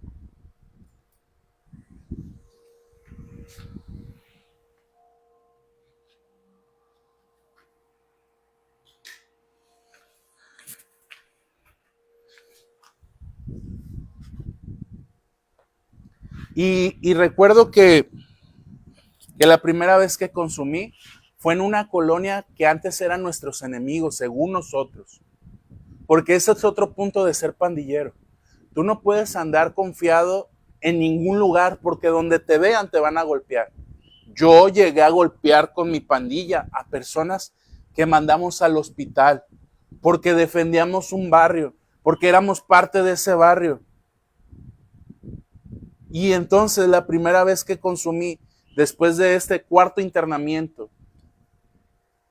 que fue con ellos, porque ya no eran nuestros enemigos, ya eran de la clica, ya eran de la misma pandilla.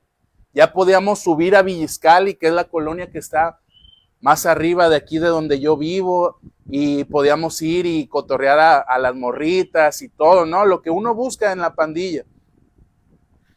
Y crear más fama, pues.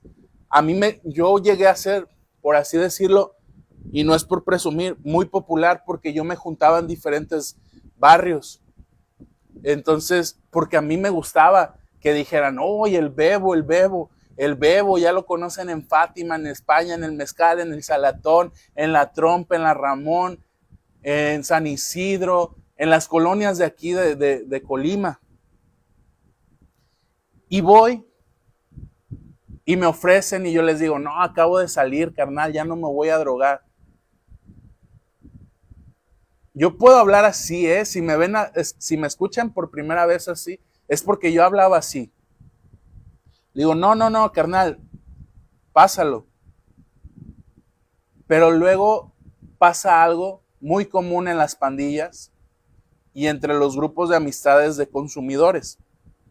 Cuando uno de ellos no puede o ellos no pueden, te van a tratar de arrastrar. Ay, ¿a poco sí ya dejaste de consumir? Si tú dijiste que eras bien loco, si tú dijiste que te ibas a morir bien loco y que tú eras bien loco y que le ponías y que tú nomás ya le quitabas y que quién sabe qué. Yo llegué a decirle a mi mamá, fíjense las estupideces que uno dice, yo llegué a decirle a mi madre, mis hijos van a consumir conmigo mota y yo les voy a forjar. Imagínense las estupideces que uno dice cuando anda en ese mundo. Y para allá iba mi sobrino el más pequeño. A él le tocó vivir este mundo cuando él estaba pequeñito y yo le ponía mis lentes y él se quería poner mi cachucha y él le hacía así porque según tiraba barrio y él iba para allá. Él iba para allá porque yo era su ejemplo, yo era su tío y él me veía pues como alguien importante en su vida, como alguien a seguir. Imagínense el ejemplo que yo le estaba poniendo a mi sobrino. Y recuerdo que esa vez me empezaron a echar carrilla, fúmale nomás una baisa y ya, y ándale, para que te relajes. Y yo recuerdo que esa vez que fumé por primera vez después de 2 meses, después de haber salido, yo empecé a ver a todos como demonios, como que sus caras les distorsionaron. Para mí ya el consumo de marihuana no fue lo mismo. Para mí el consumo de marihuana ya no fue lo mismo. No sé si mi mente ya no tenía la capacidad de soportar el efecto de la sustancia, pero para mí ya no fue un high, ya no fue algo que me agradara. Y empecé a consumir otra vez cristal. Ya dejé de lado la marihuana, de vez en cuando la fumaba, pero ya era más el cristal. Y como les digo, en mi pandilla se empezó a adentrar el crimen organizado. Voy a leer un comentario de Verónica Leza en Facebook que dice: bendito Dios que tu madre pudo salir adelante contigo, porque mi madre murió en el camino de salvar a mi hermano de ese infierno. Qué gran historia de vida, Yamil. Buenas noches, Rosario dice. Saludos, Verónica, y saludos, Rosario. Y pues bueno, yo empiezo a consumir cristal, me doy cuenta que mis amigos ya están inmiscuidos en el crimen organizado y pues yo también quiero ser parte del crimen organizado. Para esto yo ya tenía 17 años, acababa de cumplir creo que 17 cuando me sacaron de la clínica. Y pues yo quería también traer dinero, yo quería también andar en una moto, yo también quería andar en un carro. Cuando el crimen organizado llegó aquí en Colima, fue aproximadamente, y a lo mejor ya estaba antes pues, pero no se metían con las pandillas. Cuando vieron, aquí en Colima, toda colonia tenía una pandilla. Toda, la colonia que fueras, había una pandilla. Sabías que no podías pasar a las 10 de la noche en un barrio que no fuera alianza con tu barrio, porque te iban a tumbar, te iban a robar, te iban a filerear, te iban a golpear, te iban a tumbar todo lo que trajeras. Así era Colima. Durante esos 4 años que yo estuve, así era Colima. Cuando llegó el crimen organizado, empezaron a reclutar a todos los pandilleros. Todos los que eran de barrio empezaron a traer armas, empezaron a vender drogas, empezaron a andar de punteros. Y pues la Bebonfil no se quedó atrás. La Bebonfil, de donde yo soy, tiene su historia.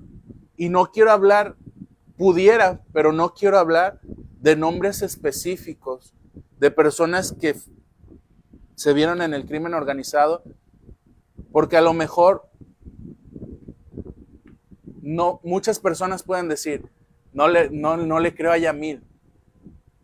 Muchas personas me han dicho, Yamil, a ti te veo y jamás me hubiera imaginado que hubieras vivido estas situaciones. Pero vino el mundo yo me adentré. Primero, yo siempre se podría decir que tuve el acceso y contactos a vender marihuana. Yo llegué a vender marihuana en la casa de mi madre, por kilos, bolsas. Era muy descarado. Mi madre cometió el error de decirme, yo prefiero que consumas aquí a que consumas allá en la calle y te detengan o te lleven. En un tiempo, no siempre. Un tiempo de mi consumo, porque cada semana me llevaban a los separos. Cada semana le hablaban y aquí tenemos a su hijo. La trabajadora social de los separos de protección civil, de la seguridad civil, de seguridad pública civil, ya me conocía, venía aquí a visitarme. Yamil, Elvis, ¿cómo te has portado? ¿Cómo has estado? A ver, otra vez volviste a caer. No sé por qué, pero no sé si era por cuidarme, no sé si me estimaba, si estimaba a mi mamá, no sé. Pero ella estuvo supervisándome, venía ella en una patrulla, pasaba aquí a la casa, venía a platicar conmigo. Yamil, Elvis, ya deja ese mundo, ándale, entiende, por favor, mira, ya te detuvieron otra vez, este mes te han detenido 4 veces, 5 veces, ándale por tu mamá, ella tiene que pagar cada vez que te detiene. Los policías ya todos me conocían, ya todos sabían, casi que si me veían, sabían que traía droga y me iban a llevar y me iban a detener y me iban a llevar a los separos. Y entonces, yo mucho tiempo anduve vendiendo marihuana. Pero en la colonia, cuando entró el crimen organizado, pues empezó eso de los chapulines, de que no todo el mundo podía vender. Yo vendía normalmente y un día fuera de la casa de mi madre yo estaba sentado, fumando a gusto, y llega una camioneta y me sube, amablemente me pide que me suba y me dice, mira, nosotros sabemos que tú vendes esto, o vendes para nosotros, o de esta camioneta ya no te bajas. ¿Cómo ves? Y hazle como quieras.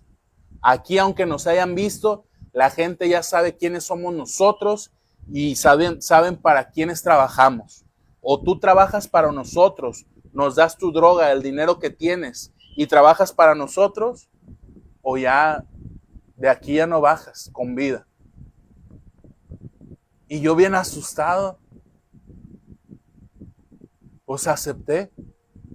Con tal de seguir teniendo vida, les dije, no, sí está bien, tengo tanto dinero y tengo ciertos kilos, y me los retiraron y al siguiente día empecé a trabajar para ellos.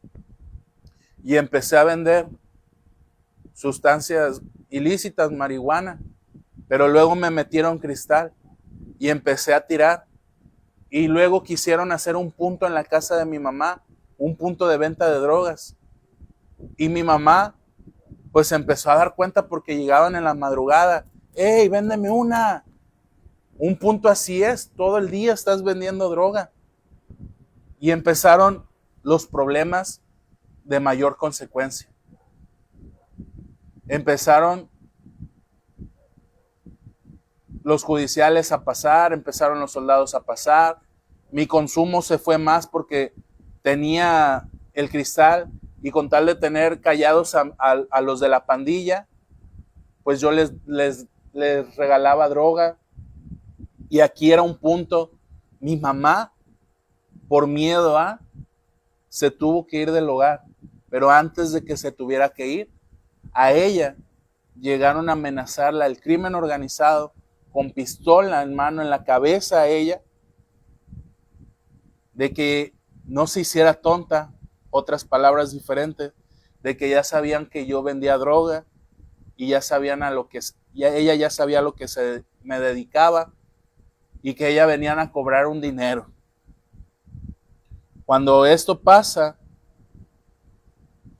no sé si mi mamá ya tenía predisposición a la diabetes, pero se le dispara la diabetes. Yo me asusto de ver hasta qué punto podían ser ellos capaces de hacer cosas con tal de que yo siguiera vendiendo droga. Y sabemos que muchas personas no salen de este mundo, que es el crimen organizado. Sabemos o que sales muerto o detenido. Yo recuerdo que una vez, todo asustado, me detuvieron en la esquina de mi casa, unos disque judiciales,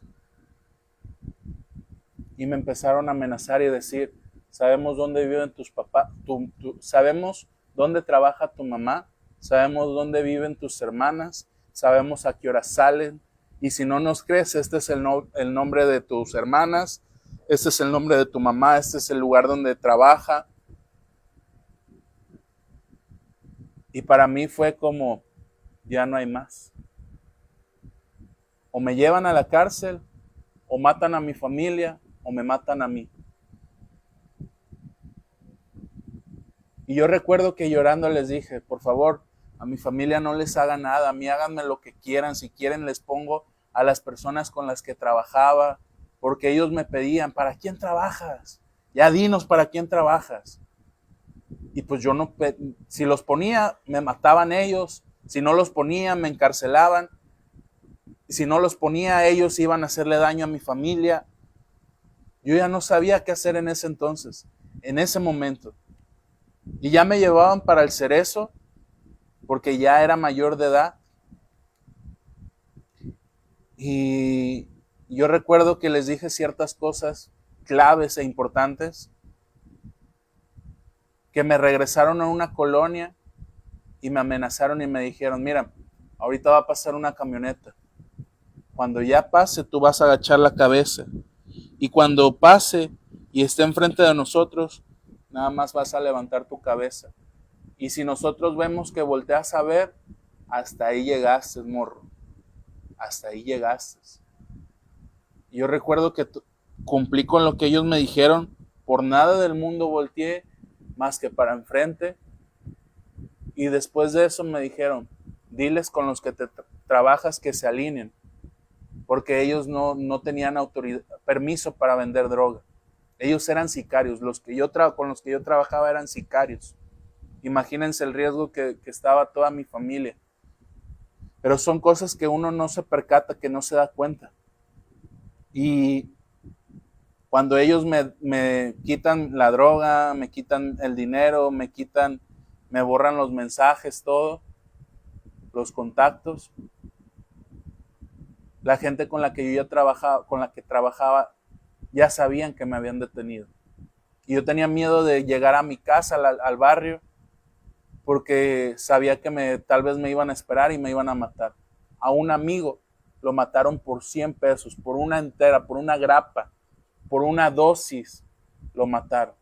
Yo sabía que con los que trabajaba eran capaces de hacer eso y peores cosas. Y yo no quería llegar al barrio y no sabía qué hacer. Pensé en un amigo del cual ya les había hablado anteriormente. Fui con él y le dije, mira, así están las cosas. Yo sabía que él estaba más conectado con los jefes de los que yo trabajaba. Llega la persona, me dice, ahorita le voy a hablar a alguien, va a venir, le vas a explicar las cosas, cómo pasaron, y si él te pide que hagas algo, lo vas a hacer. Cuando llega la persona, me dice, ahorita te voy a llevar con los judiciales que te detuvieron, los vas a matar tú, vas a hacer esto, y vas a empezar a trabajar conmigo. Y yo le dije, mire jefe, lo último que yo quiero saber es de esto. Esta persona, mi amigo, le dije, me conoce, él siempre me ha tratado de proteger y él sabe que yo no soy para estas cosas, pero yo quise andar en estas cosas.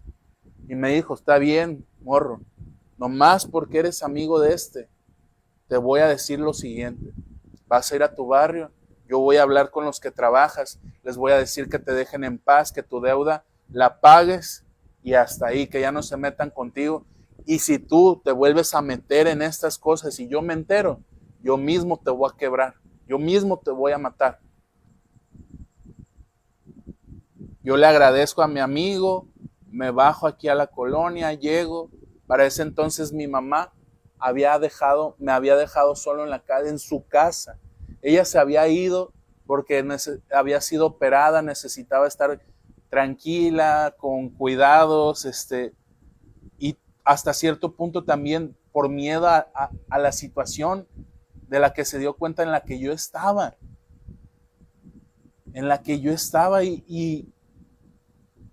Y yo regreso,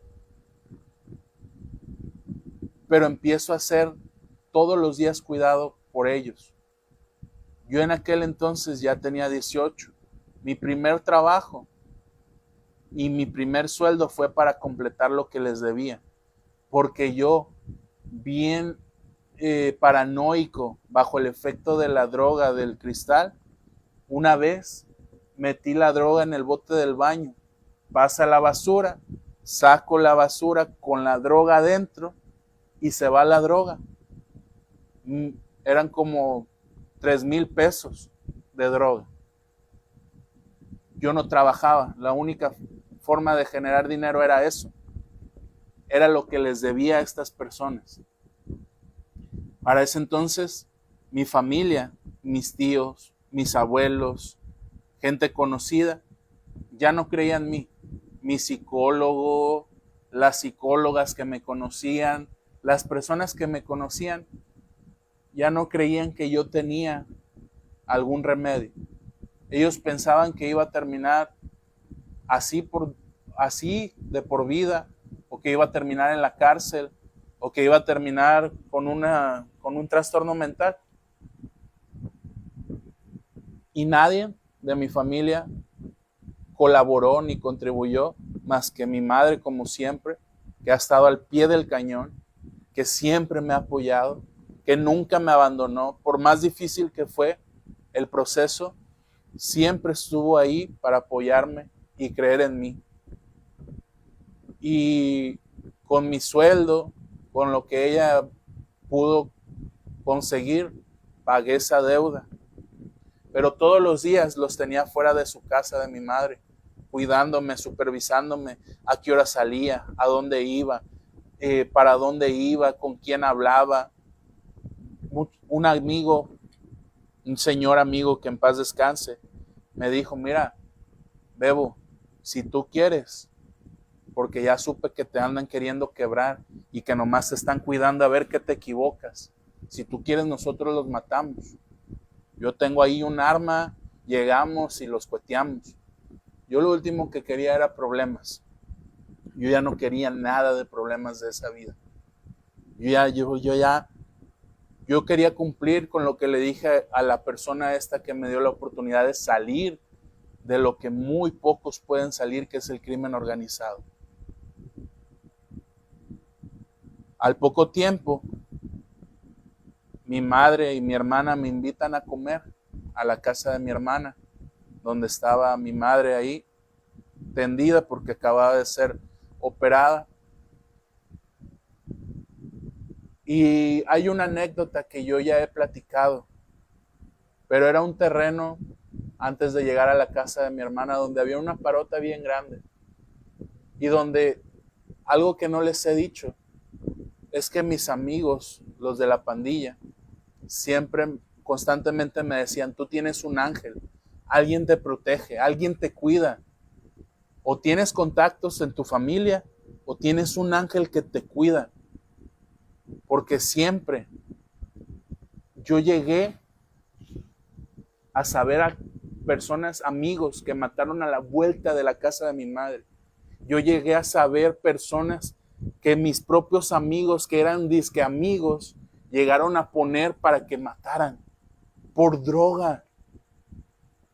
Imagínense, los que empezamos una pandilla entre cotorreos, ir al río, a la playa, sin drogas de alto impacto, terminamos traicionándonos entre nosotros, terminamos poniéndonos por una dosis o por dinero la vida de otros. Yo llegué a saber de personas que aquí tenía un día en la noche conmigo y al día siguiente amanecían hechos pedazos. Yo llegué a soñar muchas veces que yo era culpable de la muerte de alguno de ellos. Y durante meses me torturaban mis sueños y pesadillas, donde no podía conciliar mi sueño en paz. Cuando mi madre me invita y mi hermana, yo me paro en esta parota de la que les hablo y hablo con Dios. Yo en ese entonces había estado alejado de Dios muchísimo tiempo. Yo me llegué a considerar ateo. Yo consideré que Dios no existía. Me siento en ese árbol, en esa parota, y empiezo a hablar con Él. Y le digo, Dios, si realmente existes, concédeme la oportunidad de que mi familia vuelva a confiar en mí. Y concédeme a mí la oportunidad de dejar este mundo de drogas. Concédeme que mi familia crea otra vez en mí, de poder tener otra vez esos momentos de familia, de tranquilidad, de paz. Dame las fuerzas para dejar las drogas. Ya no quiero seguir en ese mundo. Y recuerdo que yo en aquel entonces no trabajaba. Fui a la calle, le pedí dinero a la gente, conseguí una cantidad, compré 2 jugos de 5 pesos y llegué a la casa de mi hermana, donde estaba mi madre también, porque no quería llegar con las manos vacías. Y ese día, anteriormente yo en algunas ocasiones, llegué a platicar bien drogado con mi madre. Madre, yo sé que la he lastimado, yo sé que ya no cree en mí, pero yo necesito que crea en mí. Voy a dejar de drogarme, voy a seguir estudiando, crea en mí, ya no me quiere, necesito que me ayude, que me apoye, que me crea. Muchas veces bien drogado llegué a acercármele a platicar con ella eso. Y esa vez que me invitaron, no iba drogado, pero le dije a mi madre, le prometo y le pido disculpas por todo lo que le he hecho. Le prometo que voy a dejar de drogarme, pero necesito que crea en mí. Yo sé que va a ser difícil que crea en mí, que crea en mi palabra, porque muchas veces le he decepcionado. Yo sé que va a ser difícil que otra vez me vuelva a tener confianza, pero yo quiero que me dé otra vez la oportunidad. Y en aquel entonces, mi madre regresa a su casa y empieza mi proceso de rehabilitación. Para esto es importante tomar en cuenta que mi psicólogo, las personas que intervinieron conmigo, las experiencias que yo viví en cada uno de esos albergues, las personas a las cuales yo culpé, según yo, en mi infancia y adolescencia por mi consumo, las experiencias que viví en este mundo, todo influyó y me fortaleció el día que yo decidí dejar de consumir. ¿Por qué? Porque cuando dejas de consumir, viene la parte más crucial. Tu familia no cree en ti. Tu familia en la primera indicio que vea, va a dudar de ti. Ya metiste otra vez a tus cabrones, ya estás otra vez consumiendo marihuana, ya estás haciendo esto, ya me dijeron que te vieron con fulanito de tal, ya me dijeron que faltaste a la escuela, ya me dijeron que esto, que el otro. Y para mí fue difícil el desprendimiento de mi pandilla y también vivir el proceso de desintoxicación, ya no en un lugar, ya no estuve en un internamiento donde te desintoxicas, te dan medicamento y la ansiedad por el consumo se ve disminuida por ese medicamento. Ya no. El proceso de desintoxicación para mí fue bien difícil, porque las personas que han intentado dejar de consumir saben que el cristal te empieza a dar taquicardias a no más poder, sientes que el corazón se te va a parar, sientes que el corazón se te va a salir, empiezas a sentir mucha ansiedad, empiezas a sentir muchos nervios, empiezas a sentir muchos como hormigueos en tu piel, empiezas a no estar a gusto en tu lugar, empiezas a sudar, empiezas a querer consumir esa dosis. Y para mí fue difícil ese proceso de desintoxicación, donde hubo un tiempo que dije, bueno, voy a dejar el cristal, voy a dejar el consumo de inhalables y voy a seguir nada más con el tabaco, el alcohol y de vez en cuando la marihuana. Al poco tiempo dejé la marihuana, pero seguí con el consumo de tabaco, porque ese es un pretexto que muchos adictos ponen. Bueno, ya no consumo drogas de alto impacto, pero sí voy a dejar el alcohol o voy a dejar el cigarro. Y no es así. Tu consumo debe de ser cero, de ninguna sustancia, porque nuestro cerebro genera conexiones sinópticas y experiencias que te llevan a querer vivir el mismo efecto que cuando consumías. Por eso el proceso al principio es muy rígido, ¿saben? Alejarte de fiestas, de lugares donde hay consumo de tabaco, de alcohol. Así debe de ser. Muchos van a decir que no, Muchos van a decir que no es necesario porque se quieren seguir poniendo a prueba. Pero uno es débil al principio. Uno no es fuerte para ir a un lugar donde están consumiendo alcohol o tabaco y decir no quiero. Y ya que lo probaste, te ofrecen otra droga de mayor impacto y cedes porque quieres otra vez sentir esa experiencia de la música, la fiesta, las luces, tus amistades, el alcohol, el cigarro. Y no, mi proceso fue bien estricto. Los primeros 4 años yo no salía, me dedicaba nada más a leer. Era muy culto antes yo, en mi proceso de rehabilitación, muy aislado, muy apartado, muy propio, y me ayudó muchísimo.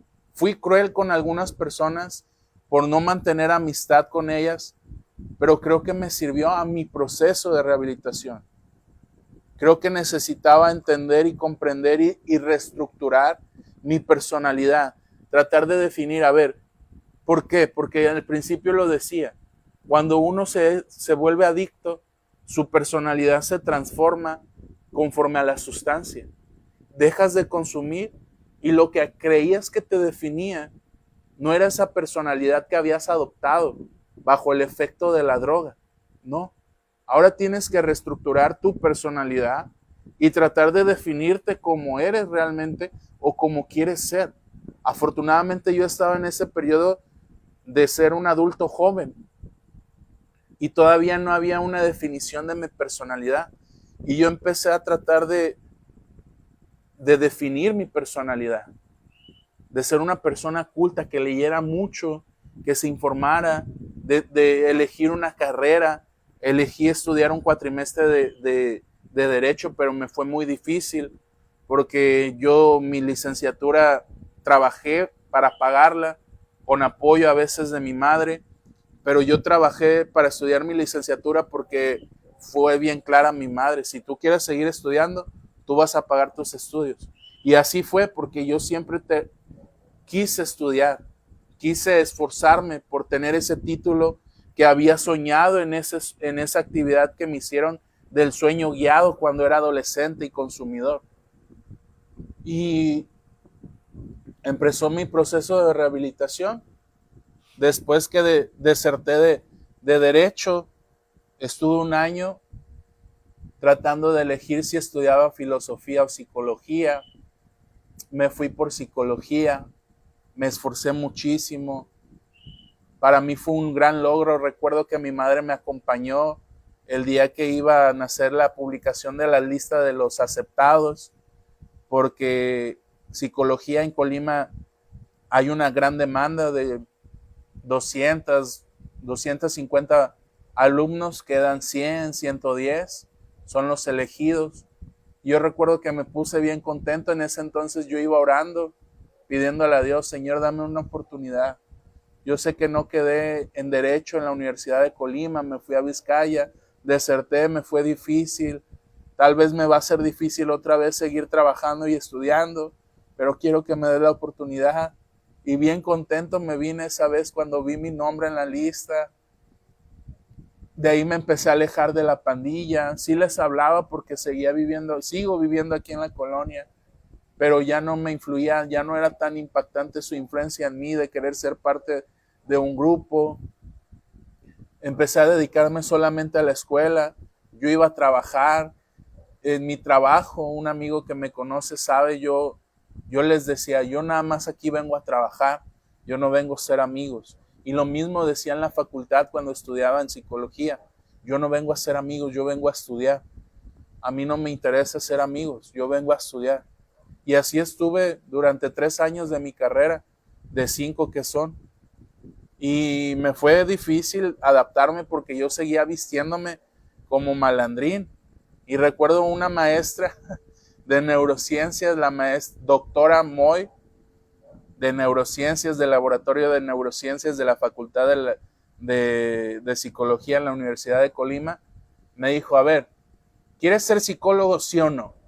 Usted se tiene que empezar a vestir como si fuera un psicólogo. Así que en mi clase ya no va a entrar aquí si sigue vistiéndose así. Y puede irse a quejarse a dirección y hacer lo que usted quiera. Pero yo lo voy a moldear y le voy a ayudar a que sea un psicólogo. Porque un psicólogo no se viste así. O se me viste bien y entra a clases. Si no, ni venga, que le voy a poner falta. Y no lo voy a dejar entrar al salón. Algo que ya habían trabajado en derecho conmigo. Y empecé a cambiar mi forma de vestir, mi forma de hablar, mi forma de interactuar. Era muy, muy hermético en aquel entonces. Era muy, muy ortodoxo, muy cuadrado, muy lineal, muy simétrico. Y me fue difícil interactuar con mis compañeros. Yo muchas veces me reproché cuando estaba en derecho, haciendo mi esfuerzo, y me decía, ¿cuánto tiempo de mi adolescencia dejé perder muchos conocimientos que me ayudarían a obtener mejores calificaciones? Porque me fue mal cuando estudié derecho, porque trabajaba en McDonald's, salía a las 12, 1 de la noche, de la mañana, y entraba a las 6, 7 a la universidad, y pues tenía muy poco tiempo para hacer tareas. Me fue bien difícil adaptarme a ese estilo de vida que yo iba a seguir manteniendo cuando estudié derecho, cuando estudié psicología. Gracias a Dios, hoy en día llevo 12 años que dejé las drogas, que estoy en un proceso de rehabilitación. Y actualmente, muchos de mis seguidores en Facebook, sobre todo, saben que tomé una decisión que me llevó una gran consecuencia. Yo hace 1 mes y medio acabo de regresar de Mexicali. Decidí en mi vida aceptar a Cristo en mi corazón y que Cristo me aceptara, Él a mí sobre todo. Me entregué mucho a mi iglesia. Tomé una decisión que me llevó a una consecuencia de que ciertas instituciones y ciertos lugares donde a mí me gustaba laborar no me aceptaran, no me quieran, por miedo a hablar de lo que ahí se vive, de lo que esos lugares hacen. Y actualmente estoy desempleado. Llevo 1 mes y medio tratando de encontrar trabajo, tratando de salir día con día. El día de hoy que te comparto esto a ti, te puedo decir porque aparte de ser psicólogo, no dejo de ser humano, no dejo de ser humano. Y he pasado por situaciones de ansiedad, crisis de ansiedad y de depresión. Y aquí trato de mantenerme firme y de tener esa confianza en Dios. Yo te puedo decir como psicólogo y como una persona que vivió esta experiencia de las adicciones, que en todo ser humano hay 3 partes cruciales en su vida. Una es la espiritual, fundamental, básica, indispensable, necesaria. Otra es la salud mental y otra es la salud física. Por esas 3 partes tenemos que ver. A veces las crisis de ansiedad y depresión nos van a llevar a muchas veces no querernos parar de la cama, a pensar que hemos fracasado, a pensar de que ya no tiene caso seguir viviendo, a pensar de que a pesar de que hiciste muchos esfuerzos en tu vida, no valen la pena. Pero el día de hoy que yo recuerdo esto que te acabo de compartir en mi testimonio, trato de mantenerme aferrado.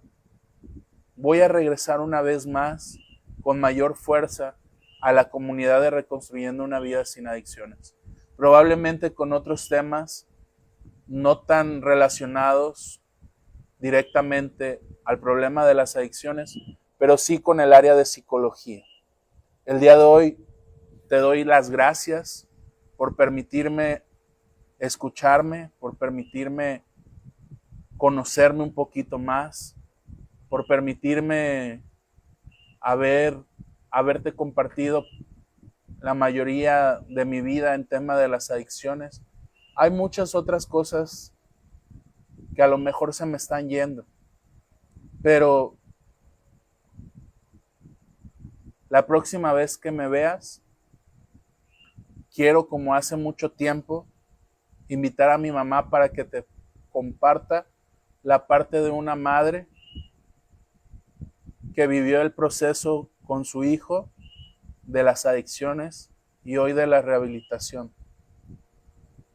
Y para que tú, de cierta manera, cuando uno comparte su testimonio, es porque quiere demostrarle a los demás que sí se puede, que a lo mejor no eres rico, que a lo mejor no tienes lo que te gustaría, que a lo mejor no has logrado lo que quieres, que a lo mejor estás pasando por situaciones difíciles actuales, pero que tenemos vida y que mientras se tenga vida, se puede hacer muchas cosas en esta vida. Y mientras tengas a Dios en tu corazón, puedes hacer maravillas. Solamente no te dejes de caer, solamente no te sientas débil. Si tienes amistades, familias, pídeles que te escuchen, pídeles que te alienten, pídeles que te den fuerzas, pídeles que oren por ti. Y pues nada, creo que si no hay dudas, si no hay preguntas, no me queda más que agradecer a cada uno de ustedes que forma parte de esta comunidad de Reconstruyendo una Vida Sin Adicciones. Y si tú crees que este compartimiento, esta experiencia de vida le puede servir a alguien más, te invito a que lo compartas, te invito a que reacciones, a que le des like, a que le des me encanta, a que le des cualquier reacción que nos puedas regalar. Adelante. Yo sé que esto lo hago porque uno nunca sabe hasta qué día de vida Dios le permita en este mundo. Yo esto lo quería haber hecho desde un inicio que inicié la comunidad. Pero mi psicólogo me decía, date cuenta que eres psicólogo. La gente va a saber cosas de tu vida. Y algo que se trata de mantener oculto es la vida de psicólogo. Y yo sé que a lo mejor esto me puede afectar, me puede perjudicar. Ahora que las personas sepan que está mi testimonio en YouTube, que está mi testimonio en Facebook y que en cualquier momento le puede llegar a un futuro paciente. Pero yo esto no lo hago para que tú me juzgues. Yo esto no lo hago para que tú me señales, me etiquetes. No lo hago con esa intención. Lo hago con la intención de que yo no me puedo llevar a mi muerte este compartimiento que sé que a más de una persona, a más de un familiar, le da aliento de vida, le da esperanza, le da fe de que puede salir adelante. Yo deseo que realmente haya sido de ayuda, y si en algún momento quieren hacer preguntas, con mucho gusto en la próxima transmisión que hagamos las vamos a resolver, ya sea en la transmisión o yo de manera directa me pongo en contacto. Saben que los que forman parte de la comunidad siempre me doy el tiempo para contestar sus mensajes. A veces no lo hago inmediatamente porque estoy ocupado o porque regularmente siempre estoy en actividades de la iglesia, del templo del que formo parte, o estoy trabajando, o estoy últimamente decaído en mi cama sin quererme levantar, sin ánimos, pero yo sé que voy a seguir adelante y también en algún futuro quiero ver este video y ver que que sí podía salir adelante y de que no son consecuencias de mis actos, sino son formas de demostrarle a Dios que creo en Él, que mi fe está en Dios. Que a lo mejor a veces ha habido días de preocupación por qué vamos a comer el día de mañana, que hay preocupación por deudas, que hay inquietudes, que hay incertidumbres. Pero mientras uno no deje de tener fe en Dios, uno puede seguir adelante. Y discúlpame si como psicólogo para ti es muy impactante que hable de la importancia de Dios en la vida de una persona. Pero cuando Dios toma el control de tu vida y Dios le permites que entre en tu corazón, si te han pasado experiencias maravillosas, es porque Dios lo permite. Dios permite todo. Y cuando uno vive eso, quiere que los demás también vivan eso. Yo soy hijo de Dios y no estoy aquí para hablarte de una religión, pero yo sé que también tú eres hijo de Dios y que Dios te va a fortalecer, te va a dar esas fuerzas, te va a dar esa fe, que no te debilites, que sigas adelante y que sepas que sí se puede. Con Dios todo se puede, mientras sea visto con ojos agradables a Él. Para mí es bien importante el tener una comunidad, porque en esta comunidad les he compartido cuando mi padre ha fallecido, cuando amigos cercanos a mí han fallecido, y lejos de ser psicólogo, como lo digo, no dejo de ser humano. Y tengo la confianza de compartir con ustedes cada una de estas experiencias que me fortalecen y que yo sé que muchos psicólogos me van a juzgar de decir es que no puedes llorar al frente de tus pacientes o no puedes compartir experiencias de tu vida personales o no puedes hacer esto. Y sí, a lo mejor corro el riesgo de que me retiren la cédula o de que me consideren como un psicólogo poco ético o de que soy una persona con tendencias a la depresión o qué sé yo. Hay muchas etiquetas que me pueden poner las personas, sobre todo los profesionales de mi área, pero pues yo lo hago porque me nace y porque sé que esto le puede ayudar a otras personas. Me voy compartiéndoles comentarios de Facebook que dice mi madre, que Dios te siga bendiciendo, hijo. Vika García Zamora dice, gracias Yamil, Dios te bendiga. Siempre estos temas que son tan complicados no se juzgan, se agradecen para crecimiento personal. Gracias Vika. Rosario Hellover dice, así es, gracias. Vika dice, es la secuencia de tu recuperación y Dios tiene muchas cosas grandes para ti y los tuyos. Eres una gran persona. Gracias, Vika. Y mi madre por último dice, te quiero mucho, hijo, y si Dios con nosotros, ¿quién contra nosotros? Gloria a Dios. Bueno, me voy porque en Facebook ya quedan 30 segundos. Les agradezco, que tengan una excelente noche y nos vemos en una próxima transmisión. Hasta luego.